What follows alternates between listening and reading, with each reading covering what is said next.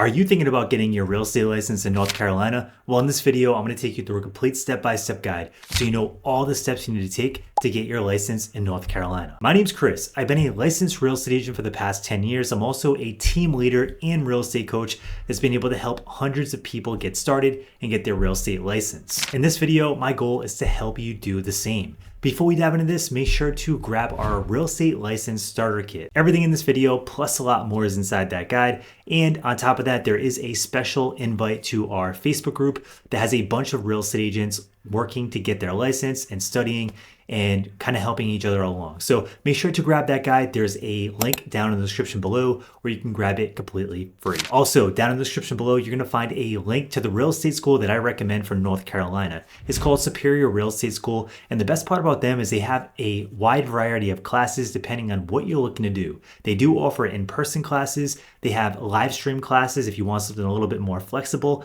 And then they also have self-paced classes. So if you want to check them out, there is an affiliate link down below where you'll be able to access different sales and discounts on their classes. So the very first part of getting licensed is meeting some of the basic requirements. In North Carolina, you must be 18 years old or older. You must have a high school diploma or its equivalent, and you must be a US citizen, permanent resident, or lawfully present in the US. The next step is completing your pre-license education classes. In North Carolina, you're required to do 75 hours of state-approved pre-license education. And yes, I know, 75 hours is a lot of time to invest, especially if you have a 9-to-5 job or other things going on that just makes your schedule super busy. But the good news is you can do these classes in person or online, like I mentioned before. I actually recommend the online approach because they're just a lot more flexible if you have a busy lifestyle, and you can get this done usually a lot quicker with the same support that you would want in the in-person classes. However, if you want to take these classes in person, you can totally do that as well. But even though you're investing a lot of time, these classes are definitely valuable. Back when I started this process, I was in banking before, and I thought I knew a lot about real estate, so I kind of thought these classes were going to be repetitive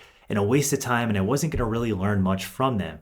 But the good news is once I got involved with the classes, I started learning a ton of new things. And the best thing is you can take this knowledge with you for life. So no matter what you decide to do, you can always have this real estate knowledge in the background. On top of that, it's gonna help you prepare for your real estate career and also to pass your real estate exam. In these classes, you're gonna learn all kinds of things such as real estate law, real estate math, real estate finance, and a bunch of things about the code of ethics when you're actually practicing real estate as a real estate agent. Now that takes us to step number 3, which is scheduling and passing your real estate exam. In North Carolina, the exams are held by PSI exams. And the best way to schedule is to either go on their website or give them a call. Just make sure to give them at least 24 hours notice in advance. Now on test day, you're gonna wanna bring 2 basic things. The first thing is a basic non-scientific calculator for the math portion of the exam.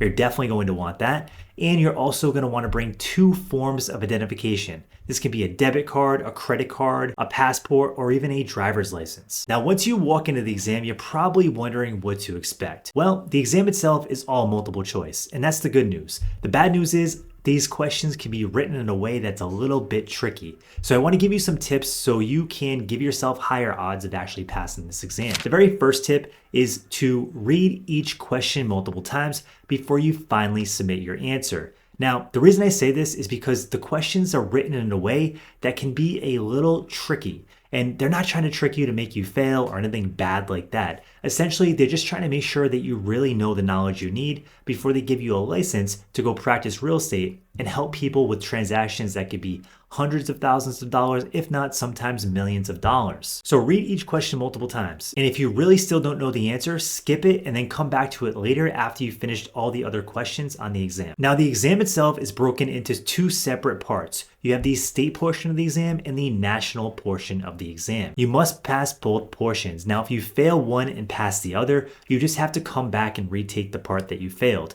A passing score for the exam is 75% or higher. Now, if you failed the exam, don't quit. I know so many people that failed this exam multiple times, and then they went on to become top producing agents. So failing this exam doesn't mean you're going to be a bad agent. It just means you need to study a little bit harder and give it another try. Now, if you did pass the exam, it's time to celebrate because we're moving on to the next step. The next step is completing your fingerprinting and background check. This is done through the North Carolina Real Estate Commission. The fingerprinting can be handled through LiveScan or other approved vendors. This step needs to be done before you submit your license application, and essentially what they're looking for is if you have anything on your record that may prevent you from getting licensed. So if you have anything on your record that's criminal or any felonies, these are things you want to talk to the Real Estate Commission about before you go through this entire process, because it might hold you back from getting licensed. Now that takes us to the next step, which is applying for your real estate license. This is done through the North Carolina Real Estate Commission's website, and essentially what we want to do is package everything we've done up so far and send it in with our license application. So we're going to get proof that we completed our pre-license education classes, we're going to get proof that we passed our real estate exam and our fingerprinting and background check, package it all together, and then send it out with your license application. After that, we move on to the next step, which is finding your sponsoring broker. Now, this part can be super fun. Think about it. You're about to get started. You're going to pick the brokerage you want to work at and find your first real estate mentor. Now, I do want to give you a couple important questions to ask, because if you get this part wrong, it can set you way back, or even worse, it can cause you to fail out of the business if you don't get the right mentorship and support right off the bat. So here are the questions I would ask when interviewing with sponsoring brokers. The first question to ask is, what kind of mentorship and training do you provide for brand new agents? The first part of that question is mentorship. You want to ask what they have in place for brand new agents, and if you're going to have someone to help you through your first 3 to 5 deals. Back when I first started, I was just running around showing houses, trying to get my first deal under contract. And I was nervous because when I get to the next step, which was writing an offer or helping a client with a home inspection report, I just had no idea what I was doing. And this is where a mentor comes in place. You want to have someone that you can call and have direct access to when you have questions to things that you don't know about. Because at the end of the day, we want to make sure that we're guiding our clients in the right direction and making sure that they have a good transaction and that they're protected. So having a good mentor will help you with a ton of that stress and really help you feel better about your first couple transactions. The next thing to ask about is their training classes. You want to ask if they have any classes specifically for brand new agents. This is important because some classes are designed for experienced agents, and you'll definitely get good takeaways from this, but it might be a little bit too far advanced when you're just trying to get your business off the ground and get your first couple clients. So asking if they have classes specifically for brand new agents is definitely an important question to ask. The second thing to ask is about the marketing. So you want to ask them, how are you going to help me market my business? Did you know 87% of people that fail out of this business fail because they can't figure out how to get new clients? It's not because they quit because they didn't like the business. It's none of that. It's just that they couldn't figure out how to get new clients and make a consistent income. So you want to ask the broker how they're going to help you market your business and how they're going to train you to get new clients. Every broker is going to have a different approach, but you want to go with one that feels right for you. And if you want to take it one step further beyond that, you can ask if they have any real estate teams at their office that provide lead generation and inbound leads to help you grow your business. And the third question to ask about is the monthly fees and commission splits. Now, the first part of this question is super important, and that's the monthly fees. You want to ask, how much money are you going to be charged per month to be at that brokerage? Because every single month, that money is going to hit your account, whether you're closing deals or you're not. And this can be super painful for brand new agents. So make sure to ask this question up front. Now, just to give you some clear expectations of what to expect, some brokerages have $0 a month monthly fees. So essentially, if you're not selling, no worries, you're not going to get charged.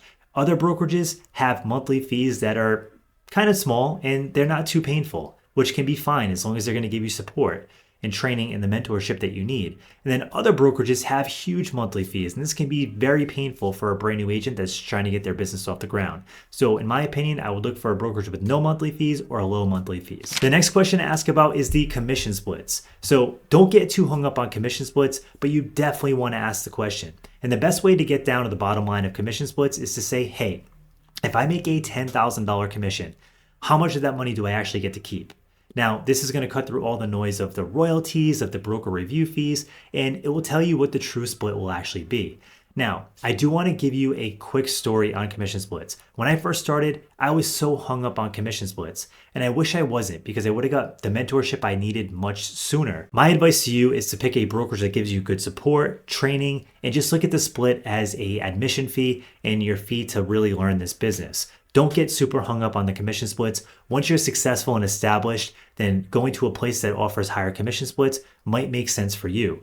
But with that being said, when you're getting your business off the ground, definitely go to a place that's going to give you the support, mentorship, and training you need so you can become a part of the 13% of people that actually succeed in this business. Now that you know all the steps to get licensed, I'm sure you have a couple questions. So I'm going to answer some of the questions that I most commonly get. The first one is, how much does it cost to get your North Carolina real estate license? Well, on average, I would estimate anywhere between $700 and $1,000 to get this done. It really depends what brokerage you pick, what classes you decide to take, and on top of that, if you decide to upgrade to any exam prep tools, which can be super helpful. But all in all, considering the potential upside of this career, it's really low cost to start. The next question is, how long does it take to get my North Carolina real estate license? Well, I would estimate anywhere between 6 and 12 weeks, depending on how motivated you are, how disciplined you are, and what classes you decide to take. But you have to complete the 75 hours and then go through the processes that I explained. So I would estimate anywhere between 6 to 12 weeks. So to start a brand new career, it's pretty quick. The next question I get is the real estate exam hard?